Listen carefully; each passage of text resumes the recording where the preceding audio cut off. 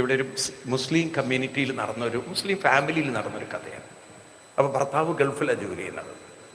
അപ്പോൾ ഇവിടുന്ന് ഭാര്യ എഴുതി, നോക്കൂ ഇവിടെ ചെലവ് വളരെ കൂടുതലാണ്, എനിക്ക് കുറച്ച് കാശ് അയച്ചു തരണം, ഒരു 2000 രൂപ അടിയന്തരമായിട്ട് അയച്ചു തരണം പെട്ടെന്ന്.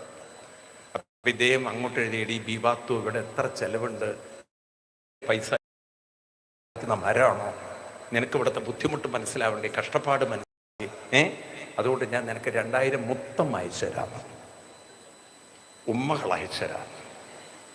അപ്പോൾ പിന്നെ അയാൾ കുറേ റൊമാൻറ്റിക് ആയിട്ട്, നീ എൻ്റെ കൽവിലെ കൽവാണ്, എനിക്കറിയില്ല ഭാഷയൊന്നും, ഇങ്ങനെയൊക്കെയുള്ള കുറേ ഭാഷകളൊക്കെ പറഞ്ഞു എന്നൊക്കെ എഴുതിയിട്ട് അവസാനം 2000 മുത്തം. ഈ സ്ത്രീ മറുപടി അങ്ങോട്ട് അയച്ചു, നിങ്ങൾ അയച്ച മുത്തങ്ങളൊക്കെ കിട്ടി, അതിൽ 500 ഞാൻ പലചരക്കുകാരന് കൊടുത്തു, കാരണം അവരുടെ അടുത്ത് നിന്ന് സാധനം മേടിക്കുന്നത്.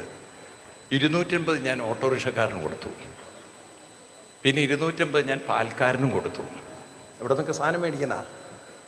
ഇനി അതിൽ കുറച്ച് ബാക്കിയുള്ളത് ആർക്കൊക്കെയാണ് കൊടുക്കേണ്ടതെന്ന് എഴുതി തന്നാൽ ആർക്കും കൂടി കൊടുക്കാമെന്ന്. ആ മറുപടി കിട്ടിയതും 2000 അപ്പം വന്നു. മനസ്സിലായി, എന്ന് പറഞ്ഞ പോലെയാണ്.